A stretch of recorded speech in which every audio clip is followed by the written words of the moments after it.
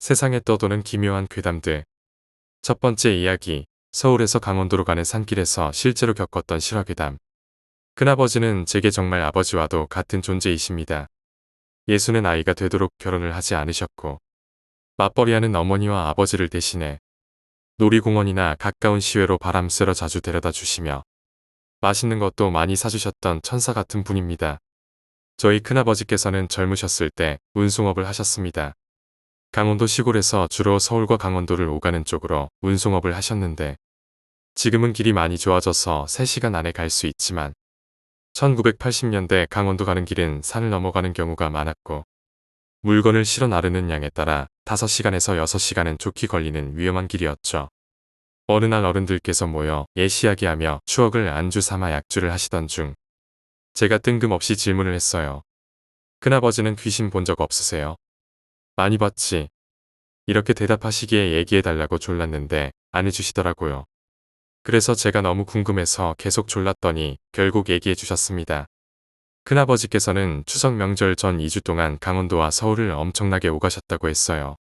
언제였는지 몇 년 된 일인지는 모르지만 추석 전이라는 건 확실하다고 하셨죠. 그때 당시 강원도 길은 참으로 꼬불꼬불한 산길이 많았다고 합니다. 자주 다니던 길에는 부분적으로 가로등이 있었지만 밤에는 거의 차량의 전조등에 의지한 채 새벽길을 오가셨고 낮에 움직이는 것보다도 밤에 움직이는 것이 돈도 더 많이 받으셨기에 그때는 밤낮 가리지 않고 중간중간 쪽잠을 자며 운전을 많이 하셨다고 합니다. 비가 부슬부슬 내리던 날 어김없이 12시쯤 강원도로 가시던 중 자주 가시던 길이 낙석 때문에 막혀 있었어요. 그래서 하는 수 없이 지도를 봤는데 한참을 돌아서 가는 길이 하나 있더군요. 그 길로 무작정 가셨다고 하셨어요. 아침 일찍 보내줘야 하는 것이기에 더 서두르셨답니다. 그런데 가시는 내내 이 길이 맞나 싶을 정도로 어두컴컴하고 민가나 마을은 보이지 않았어요. 계속 가시다가 아차 싶으셔서 차를 멈추고 유턴하려 하니 우측에 작은 길이 보였어요. 그 길의 입구는 작았지만 큰아버지가 가려던 길이었답니다. 다행이다 싶어 지도를 다시 확인하고 그 길로 올라가는데 엄청 꼬불꼬불했어요. 중간중간 비포장도로도 나오고 미시령 옛길은 그 길에 비하면 굉장히 좋은 길이라는 말씀을 하셨죠. 그렇게 고바위를 피하며 가시던 중 비가 와서 그런지 차량 전조등이 깜빡깜빡 나왔다 안 나왔다 하셨답니다. 그때는 무서움보다는 빨리 제 시간에 물건을 가져다 줘야 한다는 생각밖에 없으셨고 워낙 감각이 좋으셔서 아무렇지 않게 운전하셨습니다. 계속 비는 무슬무슬 내리고 전조등은 깜빡깜빡 속력을 낼 수 없는 비포장도로 결국 여러 악조건 속에 일이 터지더랍니다. 그 산속 한가운데서 라이트가 꺼졌습니다. 큰아버지는 크게 당황하지 않으셨다고 하셨어요. 언젠가 꺼질 줄 알았는데 이왕 꺼질 거 갈 때까지 가서 손 보자고 생각했는데 생각보다 일찍 꺼졌던 거죠. 그래서 본넷을 열고 손전등을 입에 물고 전기선을 만져보니 쉽게 불이 들어왔습니다. 언제 그랬냐는 듯이 다시 차에 오르고 오르막길을 오르며 급커브를 도는데 갑자기 흰색 한복을 입은 여자가 머리를 숙이고 축 늘어진 머리를 풀어헤치고 그 어두컴컴한 길로 올라가더랍니다. 큰아버지는 깜짝 놀라서 아니, 이 밤중에 이 날씨에 어딜 그렇게 가세요? 아니, 어디까지 가시는데요? 태워드릴게요. 대답이 없더랍니다. 솔직히 여기까지 큰아버지의 입장이라면 그 여자가 거기 있다는 사실만으로 엄청 놀라 자지러져서 빨리 운전했을 거예요. 하지만 큰아버지는 귀신은 아닐 거라고 확신하셨답니다.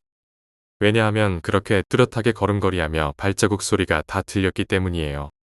그렇게 이상한 여자다 하면서 다시 엑셀러레이터를 밟으려 하는데 백미러를 보니 그 여자가 비상등 깜빡이는 불빛에 비춰지더니 아까 처벅처벅 처진 걸음걸이에서 몰래몰래 안 들키려는 듯한 총총걸음으로 다가오더랍니다.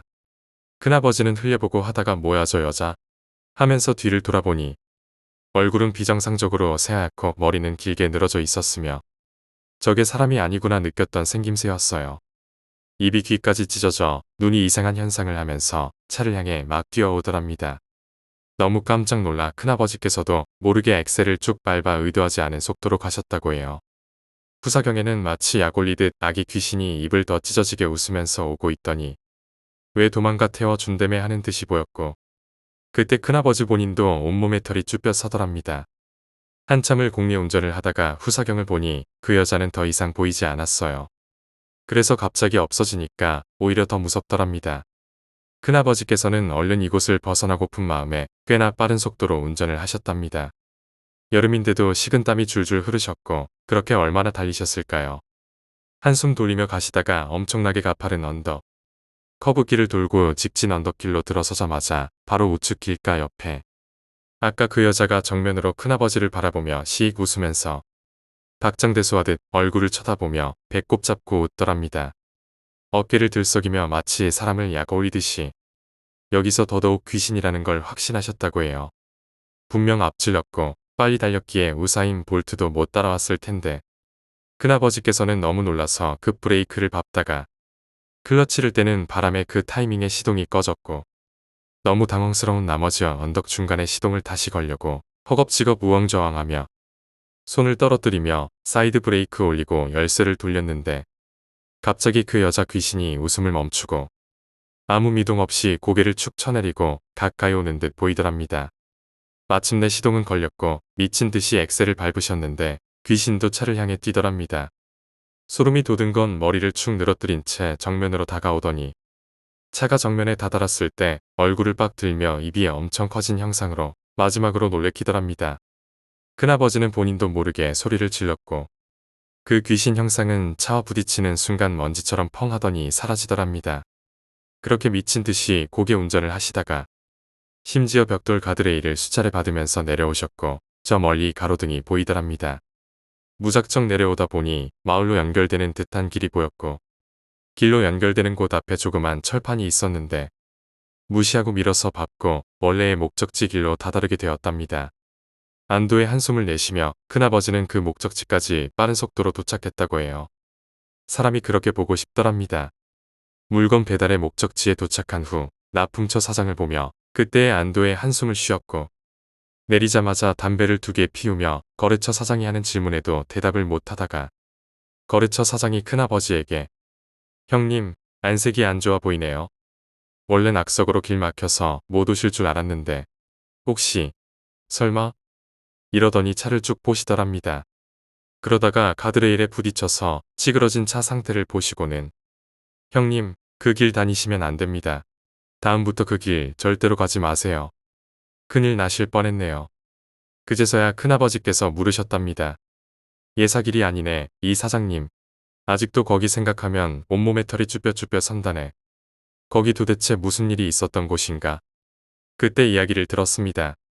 그곳이 전쟁 당시 접전지였을 뿐더러 그 골짜기 길 옆으로 민간인 학살이 있었고 한 많은 귀신이 많이 있다는 겁니다. 특히 여자 귀신 하나는 지독하게도 뚜렷한 모습으로 사람들 앞에 나타난다고 하셨어요.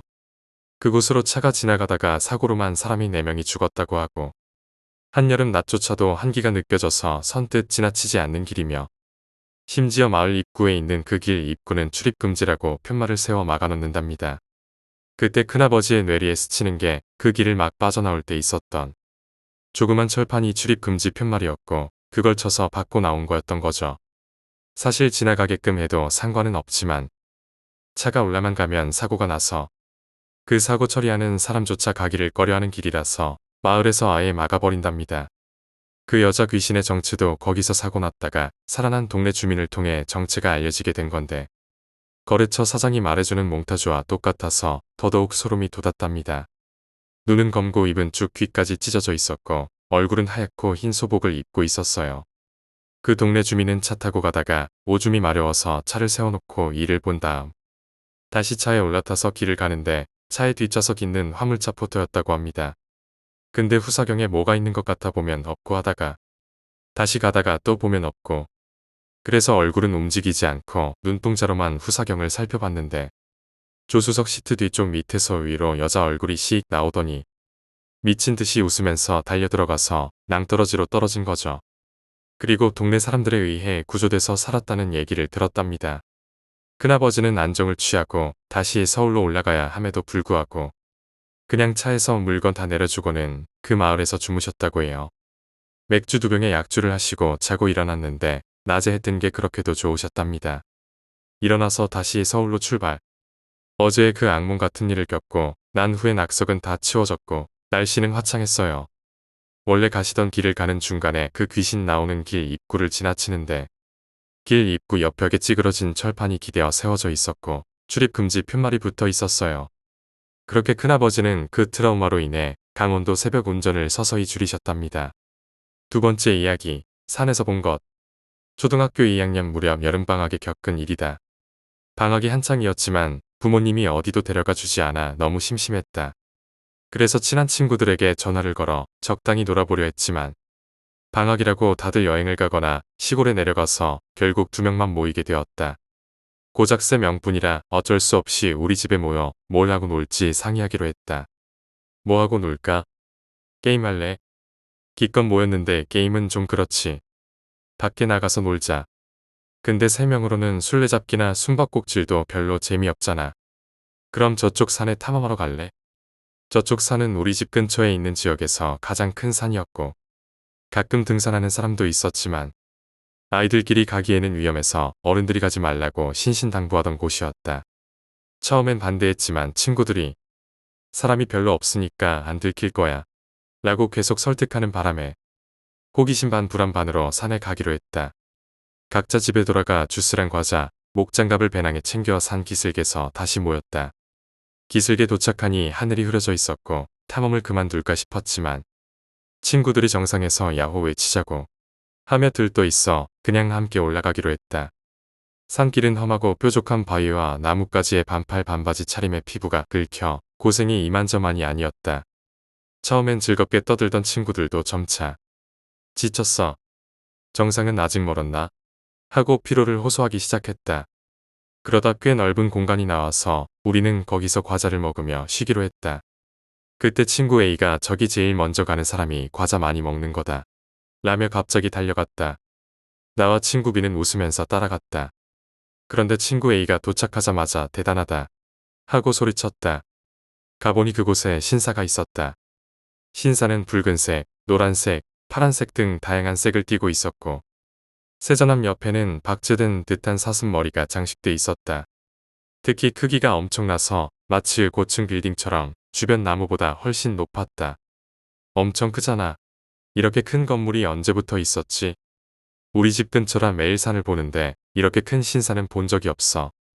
우리는 신사의 크기에 감탄하며 신사 주변을 돌아보았지만 갑자기 친구 A가 들어가 보자 꼭 말했다. 흥미로운 건물이 눈앞에 있는데 안 들어가 보는 게 말이 안 된다며. 친구 A는 우리를 설득했지만 나는 이상하고 기분이 나쁜 건물이라 들어가고 싶지 않았다. 친구 B도 멋대로 들어가는 건 범죄야. 기분도 나쁘고 라며 A를 말렸지만 친구 A는 우리를 겁쟁이 취급하며 신사 안으로 들어가 버렸다. 신사 안에서 친구 A는 금빛 부처님이 있어. 멧돼지 박제도 있어. 등 흥미로운 얘기를 늘어놓았고 나는 호기심에 들어가고 싶었지만 친구 B의 기분 나쁘다는 말이 떠올라 지켜보기로 했다. 그러다 친구 A가 계단도 있어. 올라가 봐야지 하더니 계단을 올라가 버렸다. 우리는 과자를 먹으며 친구 A가 돌아오기를 기다렸지만 시간이 지나도 A는 내려오지 않았다. 해가 점점 저물어가고 집에 돌아갈 시간이 되자 조바심이 난 우리는 신사 안에 들어가 A를 데리고 나오기로 했다. 그런데 신사 안에 들어가 보니 아무것도 없었다. 나무바닥과 기둥만 있을 뿐 A가 말한 멧돼지 박제나 금빛 부처님 같은 건 보이지 않았다. 우리는 뭐야, 그 녀석 거짓말한 거야? 하고 화가 났지만 곧 이상한 걸 깨달았다. A가 올라간다고 했던 계단이 없었던 것이다. 우리는 실내를 구석구석 돌아보았지만 계단은 어디에도 없었다. 아무것도 없는 방에서 A는 과연 무엇을 보고 있던 것일까? 왜 계단이 없어? 그것도 그렇지만 A는 어디로 사라진 거야? 우리는 A의 이름을 불렀지만 대답은 없었다. 어쩌면 A가 올라간 뒤 계단을 치운 걸지도 모른다며 억지로 스스로를 납득시키며 우리는 신사 밖에서 A를 기다리기로 했다. 밖으로 나오자 무언가 이상했다. 신사의 모습이 크게 변해 있었다. 사슴머리나 세전함, 탄자쿠가 묶인 방울, 말록달록하던 외관은 논데간데 없었고 고층 빌딩 높이였던 신사가 주변 나무 높이 정도로 작아져 있었다. 패닉 상태에서 우왕좌왕하는데 땀 흘림 소리가 들려왔다. 겁에 질린 나는 소리를 지르며 도망치려 했지만 친구 B가 외쳤다. 신사가 가라앉고 있어. 정말로 신사가 조금씩 큰 소리를 내며 땅속으로 가라앉고 있었다. 나도 B와 함께 A를 애타게 불렀지만 커다란 땅 울림 소리에 묻힐 뿐이었다. 입구마저 땅에 묻히고 있어 안으로 들어갈 엄두도 나지 않았다. 결국 우리의 애원에도 불구하고 친구 A는 신사에서 나오지 못했고 신사는 완전히 땅 속으로 사라져 버렸다. 남은 것은 여기저기 갈라지고 내려앉은 지면뿐이었다. 우리는 불이 나게 산을 내려와 가까운 우리 집으로 뛰어들어갔다. 집에 있던 아버지에게 산에서 있었던 일을 이야기하며 친구 A를 구해야 한다고 말했지만 아버지는 갑자기 우리 머리를 후려치며 혼내셨다. 그리고 친구 A라니 그게 누구야? 나는 아연실색했다. 아버지가 A를 모를 리가 없었기 때문이다.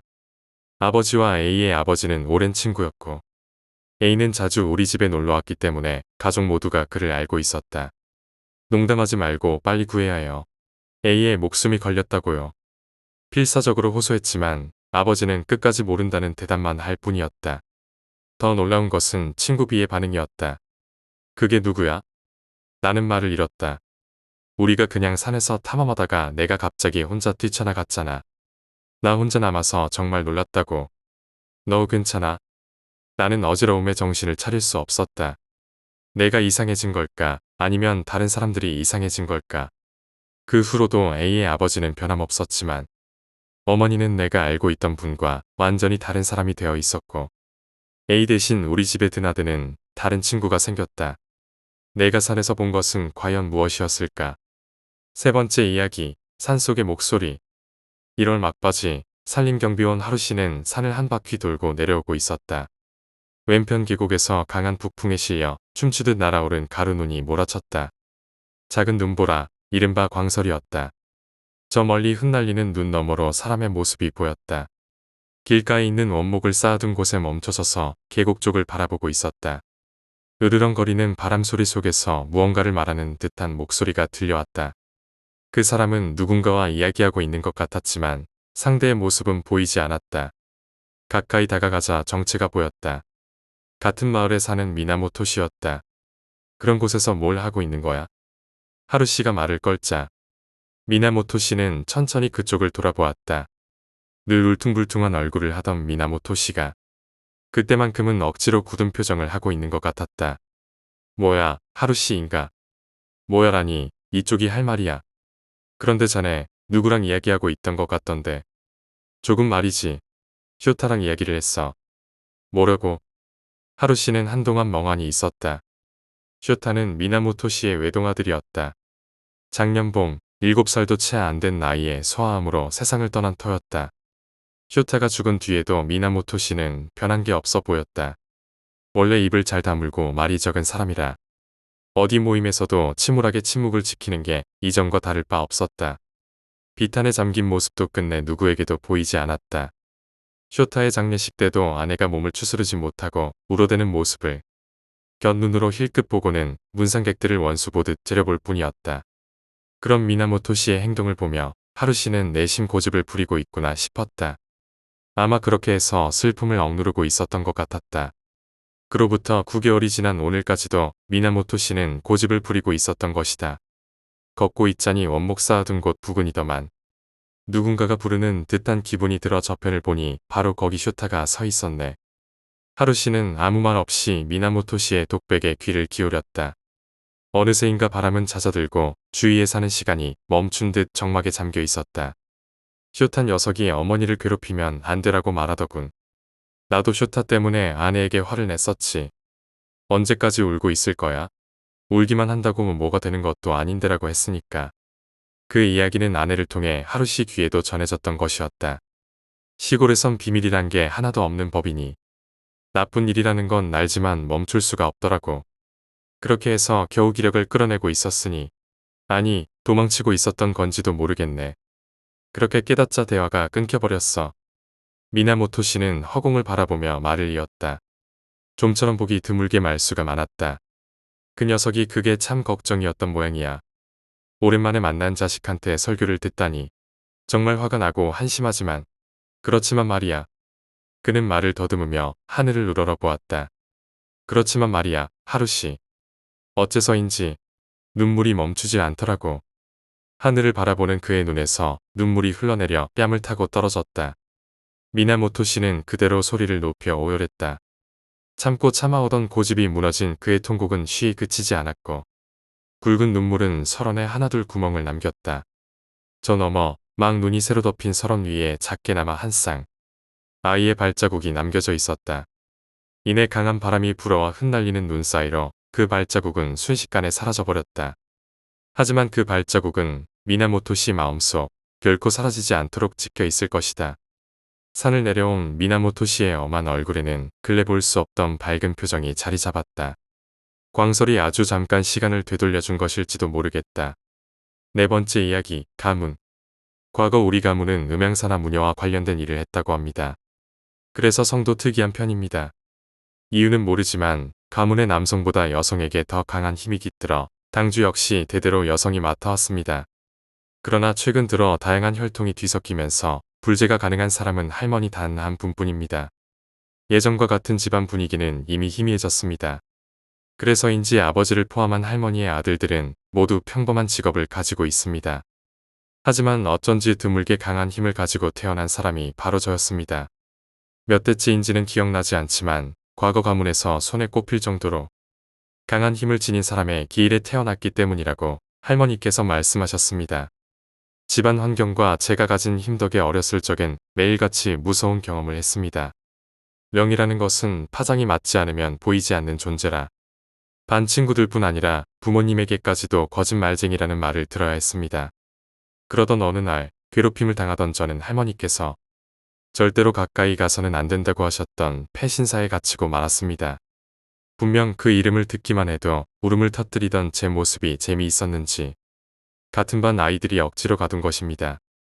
갇힌 후 수십 분 동안 내보내달라며 소리를 지르던 중 밖에서 들리던 아이들의 목소리가 돌연 멈췄습니다. 그리고 섬뜩한 공기가 내 뺨을 스쳤습니다. 이상하게도 불쾌하지는 않았습니다. 돌아보면 안 돼 충성적이지만 마치 방울 소리 같은 남성의 목소리가 들려왔습니다. 그 목소리의 주인은 할머니 때문에 길렀던 제 긴 머리를 만지기 시작했습니다. 그 순간 공포가 밀려왔습니다. 할머니께서 내 혼은 텅 비어 있어서 이질적인 존재의 먹잇감이 되기 쉽단다. 그러니까 언젠가 잡아먹힐 위험에 처하면 머리카락을 잘라야 한다고 말씀하셨던 게 떠올랐습니다. 가지고 싶어라는 말이 메아리치듯 머릿속에서 반복되었습니다. 저는 떨리는 목소리로 등 뒤에 그 존재에게 말을 건넸습니다. 머리카락까지라면 괜찮습니다. 말을 마치자마자 뒤에서 저어가고 입이 벌어지는 소리가 들렸고 목덜미가 허전해진 듯한 기분이 들었습니다. 저는 먹혔구나 라고 생각하며 다리가 떨려 도저히 설 수가 없었습니다. 그때 그의 손이었던 것일까요? 누군가 제 허리를 안아 앉혀주었습니다. 귀신이나 요괴 같은 것과 직접 접해본 적이 없던 저는 몸에 열이 스르르 가시는 듯한 감각에 사로잡혔습니다. 그렇게 잠들어 버렸던 걸까요? 깨어나 보니 저를 괴롭히던 아이의 등에 엎여 있었습니다. 울고 있던 아이들의 소리에 정신을 차리던 중 뒤에서 발소리가 들려왔습니다. 아이들은 신사에 갇힌 저를 꺼내려 했지만 문이 꽉 닫혀 열리지 않았다고 합니다. 그리고 신사 안에서 쓰러져 있던 제 모습과 짧아진 머리카락을 보고 적잖이 놀랐습니다. 또 새하얀 안개 같은 것이 자신들을 쫓아왔다는 말을 했습니다. 얼른 집에 돌아가야 한다는 생각에 그들에게 말을 걸려 했지만 입이 열리지 않았습니다. 그리고 점점 눈앞도 흐려졌습니다. 청력만이 예민해진 상태에서 뒤에서 들려오는 발소리만 점점 커졌습니다. 저는 있는 힘껏 엎인 아이를 때렸습니다. 땅에 발이 닿자마자 아이들의 손을 잡고 달리기 시작했습니다. 발소리는 점점 커졌고 저는 눈앞이 완전히 깜깜해지면 우리 모두 위험해질 것이라는 공포를 느꼈습니다. 할머니를 믿고 본가로 향하는 작은 길을 따라 달렸습니다. 저 멀리 큰 문이 흐릿하게 보였고 그 앞엔 할머니가 서 계셨습니다. 어째서인지 할머니만 또렷하게 보였습니다. 안심한 저는 할머니 쪽으로 가려 했습니다. 그러나 할머니는 귀신 같은 얼굴로 크게 소리치셨습니다. 아이들을 먼저 들여보내라. 내가 마지막에 들어와야 해. 너무 무서웠던 저는 잡고 있던 손을 놓고 두 사람을 밀어 문 안으로 들여보낸 후 마지막에 들어갔습니다. 안에는 저를 신사에 가뒀던 아이들의 어머니가 흰 소복만을 입고 서 있었습니다. 할머니는 신사에 갔구나라고 말하며 크게 화를 내셨습니다. 시력도 목소리도 돌아오지 않은 저는 물고기 마냥 입만 뻐끔댔습니다. 할머니는 품에서 붉은 연지를 꺼내 제 입술에 발라주셨고 그 순간 목소리가 돌아왔습니다. 변명 섞인 말을 연신 내뱉었지만 할머니는 들어주지 않으셨습니다. 저와 아이들은 경문으로 둘러싸인 본가의 방에 들어가게 되었습니다. 할머니는 우리가 쫓겼던 존재가 예전에 사람들에게 숭배받았던 신사신이었으나 대기근 때 산 재물을 받으며 부정을 탔다고 하셨습니다. 그 신이 저를 마음에 들어 한 덕에 제 그림자가 먹혔다고 하셨습니다. 먹힌 것은 머리카락이 아닌 제가 태어날 적부터 깃든 신이었고 제 시력이 돌아오지 않는 것은 신이 쉬지 않았기 때문이라 하셨습니다. 할머니의 힘 덕분에 말을 할 수 있는 것이라며 완전히 돌아온 것은 아니라고 하셨습니다. 저를 괴롭혔던 아이들은 신벌을 받았으며 할머니는 아이들의 어머니를 불러온 이유가 아이들 대신 희생을 치르기 위해서라고 하셨습니다. 결국 저를 가둔 아이들의 어머니는 같은 시간에 본가에서 사망했습니다. 그리고 할머니는 제게 직접 말씀하셨습니다. 널 대신할 사람도 너와 같은 영역을 가진 사람도 없어. 내 안에 그 신을 깃들게 할 생각이다. 내 마음이 사악한 것에 빠지지 않는 한 괜찮을 거다. 이 신이 깃든다면 어떤 귀신이나 저주도 너를 해칠 수 없을 것이다. 이를 위안으로 삼아라. 라고 말씀하셨습니다. 그 신이 제 안에 깃든다는 사실에 저는 울음을 터뜨리고 말았습니다. 할머니는 지금 이대로라면 할머니가 돌아가시면 저는 먹힐 것이며 신이 깃들지 않으면 다른 아이들도 위험할 거라고 하셨습니다. 그렇게 나와 할머니만 문 밖으로 나가게 되었고 순간 제 눈앞이 깜깜해지며 그대로 쓰러지고 말았습니다. 의식을 잃은 동안 무슨 일이 있었는지 모르지만 깨어나 보니 본가 안쪽 방에 누워 있었습니다. 누군가 제 머리카락을 쓰다듬던 느낌이 들었지만 주변에는 아무도 없었습니다. 자리에서 일어나자마자 할머니는 깃들었다는 말씀을 해주셨습니다. 제 안에 그 신이 들어왔다는 걸 깨달았습니다. 그 뒤 일주일간 목욕제계를 했고 밤이 되면 할머니께서 잠이 들 때까지 곁에 있어 주셨습니다. 저는 매일같이 꿈을 꾸었는데 그것이 신의 기억인지 그가 느꼈던 슬픔인지 알 수는 없지만 사람을 먹은 날에 대한 기억이었습니다. 그는 진심으로 인간을 사랑했음을 느꼈습니다.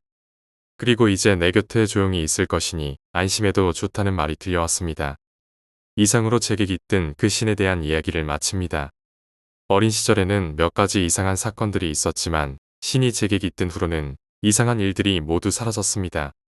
지금 저는 고등학생이지만 언젠가는 할머니의 뒤를 계승하게 될 것 같습니다. 가문의 힘은 제게도 부담이 되지만 동시에 저를 지켜주는 보호막 같은 존재가 되어주기도 합니다. 사람들은 제가 왜 긴 머리를 유지하는지 궁금해하지만 할머니와의 약속, 그리고 신에 대한 존경의 표시로 저는 이 머리를 지켜가기로 했습니다.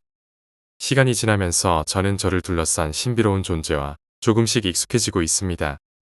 신은 항상 저의 주변에 있는 것 같았고 불안하거나 외로울 때 그가 나를 지켜보고 있다는 느낌의 위안을 받기도 했습니다. 특히 혼자 깊은 산길을 걷거나 한밤중에 혼자 있을 때 왠지 모르게 주변에 불길한 기운이 나타나면 저에게 가까이 오지 못하는 것 같았습니다. 저는 그 순간마다 신이 제 곁에 있어 저를 지켜준다고 느끼곤 했습니다. 그리고 점점 할머니의 가르침을 따라 신과 대화를 시도해보기도 했습니다. 가끔은 꿈속에서 만난 듯한 장면이 떠오르며 그 속에서 신은 저를 향해 미소를 지어 보였습니다. 그는 결코 제게 직접적으로 말을 걸지 않지만 그의 존재가 느껴지는 순간마다 저에게 힘을 주었습니다. 이제 저는 제가 가진 힘이란 단순히 부담스러운 것이 아닌 가문의 역사와 저를 이어주는 달이라고 생각하게 되었습니다. 앞으로도 할머니의 가르침을 따르고 언젠가는 그 신의 힘을 다룰 수 있게 되기를 바라고 있습니다. 이 이야기는 제가 살아가며 마주하는 가문과 신에 얽힌 이야기의 일부분일 뿐입니다. 저는 그 신과의 연을 존중하며 앞으로도 저 자신과 주변을 지키는 존재로 성장해 가려고 합니다. 5번째 이야기, 얘기를 들어줘. 학생, 바쁜 줄 알지만 잠깐 시간 내서 얘기 좀 들어줄래요? 내가 웬만하면 사람 붙잡고 얘기 안 하는데 오늘 하도 이상한 일이 생겨서 그래요. 마치 누가 따라다니면서 날 괴롭히는 것 같다니까요. 시작은 아침이었어요. 아침부터 머리가 너무 무거운 거야. 천근만근이라는 말 알죠? 그때 느낌이 딱 그랬어요. 그래서 가만히 누워서 생각했죠. 이게 무슨 일인가? 어제 검을 한 것도 아니고 평소와 다름없는 시간에 눈을 붙였는데 말이야. 그런데 문득 어젯밤 꿈이 스쳐 지나가는 거예요. 우리 아버지가 나한테 다가오더니 이불 빌려달래요.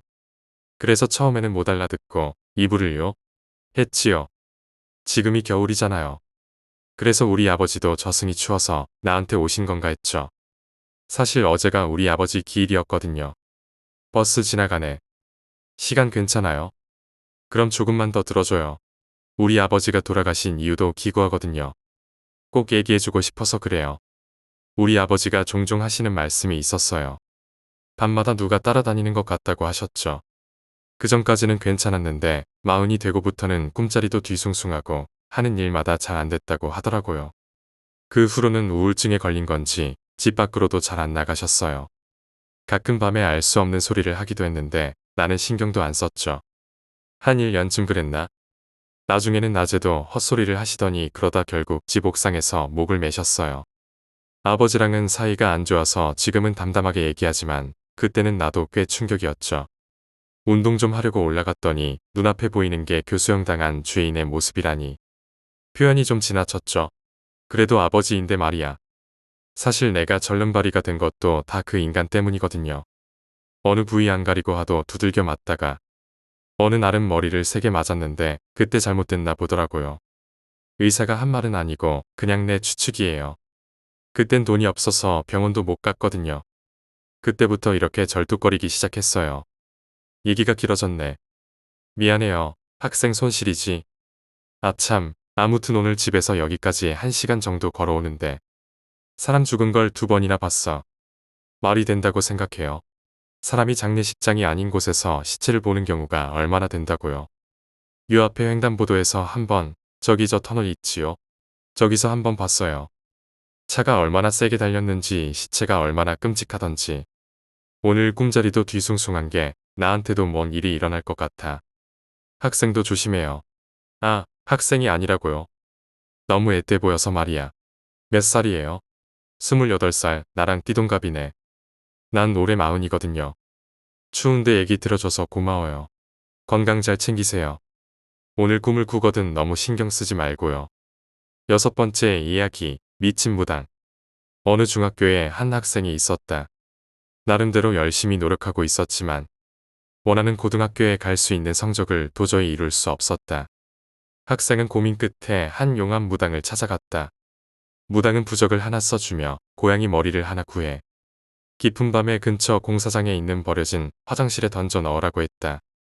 다만 고양이 머리를 던질 때 절대로 화장실에 불을 켜지 말고 안에 뭐가 있는지 봐서는 안 된다고 당부했다. 학생은 어차피 큰 돈이 드는 일도 아니어서 지푸라기라도 잡는 심정으로 동네 도둑 고양이를 잡아다 시키는 대로 했다. 우연인지 그 후 성적이 쑥쑥 올라가면서 학생은 원하는 고등학교에 합격할 수 있었다. 3년 후 학생은 대학 입시를 앞두고 또다시 성적이 오르지 않았다.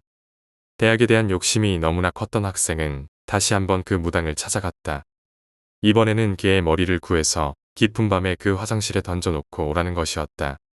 역시나 화장실에 불을 켜지 말고 안을 봐서는 안 된다고 했다.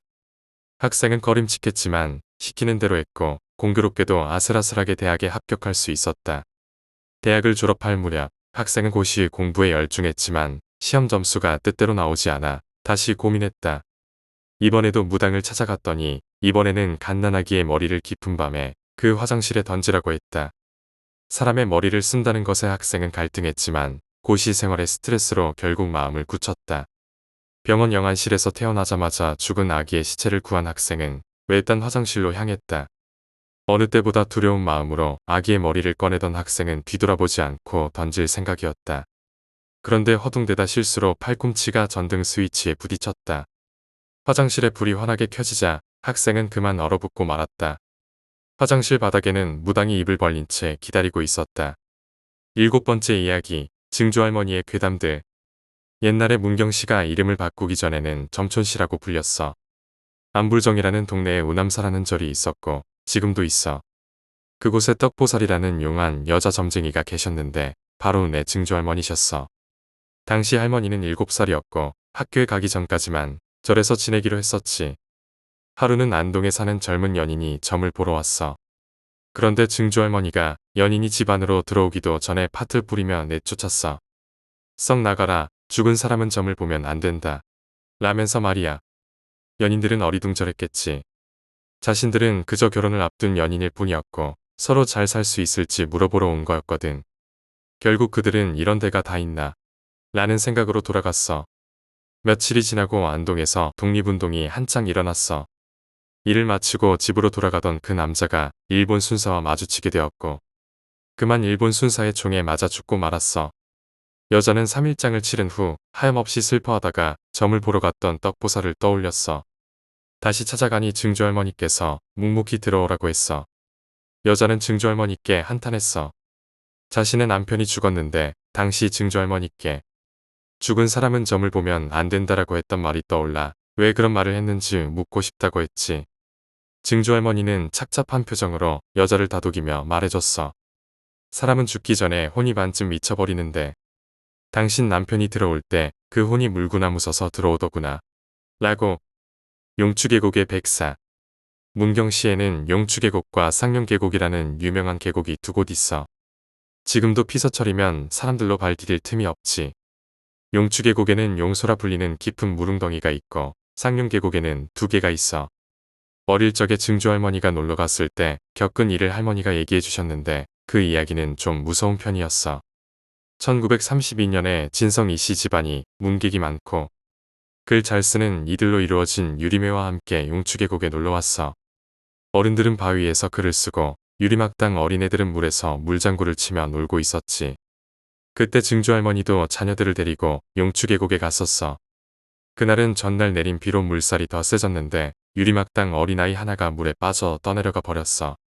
그 아이는 용추계곡에서 가장 깊은 물웅덩이에 고개만 내밀고 살려달라 외쳤지만 위험해서 누구도 섣불리 들어가지 못했어. 그러다가 한 청년이 옷을 묶어 던졌는데 아이가 잡지 못하고 허우적거리자 청년이 결국 물에 뛰어들었어. 물살이 안으로 역류하는 부분이라 청년도 잠겼다 나왔다 하면서도 침착하게 아이를 끌어안고 나왔어. 하지만 나오고 보니 두 사람의 발에는 고슴도치에 찔린 듯 핏구멍이 수십 개나 나 있었지. 둘 다 숨만 약하게 쉬고 있었는데 증조할머니가 그들에게 다가가 발에 핏구멍에 입을 대고 빨아내며 배꼴을 반복했어. 그리고는 유리매에서 사용하던 먹을 갈아 그 부위에 발랐지. 그러자 물에 빠졌던 아이가 숨을 크게 들이마시더니 벌떡 일어났어. 하지만 청년은 끝내 숨을 멈추고 말았어. 증조할머니는 침울하게 말했어.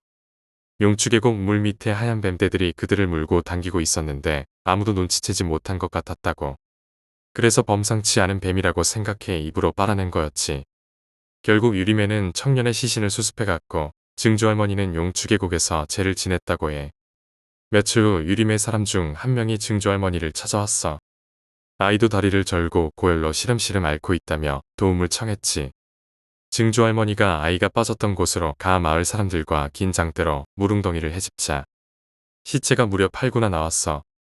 시체는 산돌에 갈리고 물고기에 뜯겨 손가락은 뾰족한 백골이 되어 있었지. 이후 증조할머니는 아이가 낳은 뒤에도 용추계곡 제일 깊은 곳에서 죄를 지냈어. 나중에 증조할머니가 이야기하길 죽은 청년과 아이의 발에 난 자국이 백골이 된 손가락뼈에 찔린 것 같았다고 하셨어.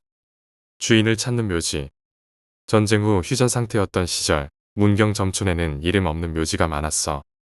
문경이 남한의 중심에 위치해 많은 전투가 있었고 이름 모를 국군 장병들이 장도 치르지 못하고 묻혔기 때문이지. 증조할머니는 남한군과 빨치산을 같이 묻으면 안 된다면 난리를 치셨다고 해. 그렇게 묻고 묻어 큰 언덕이 되었는데 잡기가 들러붙을까. 증조할머니께서 장승을 세우고 스님들과 함께 묘를 돌보셨어.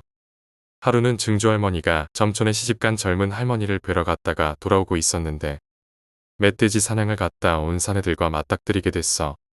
당시 문경은 석탄 광산이 개발되면서 탄광에서 일하는 사람들과 농가 사람들이 사이가 좋지 않았어. 할아버지도 탄광에서 일하던 청년이었는데 사냥을 갔다 온 농가 사내들과 시비가 붙고 싸움이 벌어졌지. 증조할머니는 싸움을 말리기 위해 할머니에게 절에 가서 스님들을 불러오라고 했어. 할머니가 스님들과 함께 돌아오자 싸움은 멈췄고 다투던 사내들은 겁에 질려 벌벌 떨며 웅크리고 있었어. 알고 보니 싸움 도중 갑자기 총소리가 나고 북한 군복을 입은 사내가 나타나 먹을 것을 달라고 했던 거야. 할아버지는 준비했던 감자와 옥수수를 내어주었고 멧돼지 고기도 줬다고 해. 그 일이 있고 난 후 국군이 대대적인 수색에 나서 묘지를 파헤쳤어. 북한 군복을 입은 유해들은 불에 태워지고 남한 국군들만 다시 묻게 되었지. 그러나 묘지를 파헤친 후부터 하루 건너 하루씩 사람이 죽어나갔어. 마치 묘지들이 주인을 찾는 것 같았다고 해. 결국 증조할머니는 구판을 버리고 묘지에 소나무 묘목을 심고 제를 지내며 위령제를 자주 했다고 해. 부정을 배신한 언청이. 문경은 특산품 중 도자기로 유명해. 점촌에 탄광이 들어서기 전에는 소와 돼지를 키우는 가축업과 농사가 주된 생업이었어. 그때는 서양식 병원도 한의원도 없어서 무당이나 보살들이 약초를 공부해 간단한 치료를 하곤 했지. 하루는 증조할머니가 정수를 떠다 약산에서 읍을 들이고 있었는데 한 아저씨가 찾아왔어. 자식의 손이 병신이 되었다며 도와달라고 했지. 그 아저씨는 가은 아작의 장터에서 유명한 대장장이었는데 그 아들놈이 언청이의 머리도 멍청했지만 아버지를 따라 열심히 일을 돕는 착한 아이였어. 하지만 어느 날 그놈이 샘물에서 달군 쇠를 꺼내다가 손을 찢어버렸고 손가락들이 벙어리 장갑처럼 하나로 붙어버렸어. 증조할머니는 아이의 손을 살펴보고 검은 고약과 단약을 주었지만 아이는 결국 도망갔고 부정한 손가락을 매질로 사용하려다 자신이 부상을 입으며 점차 미쳐갔어.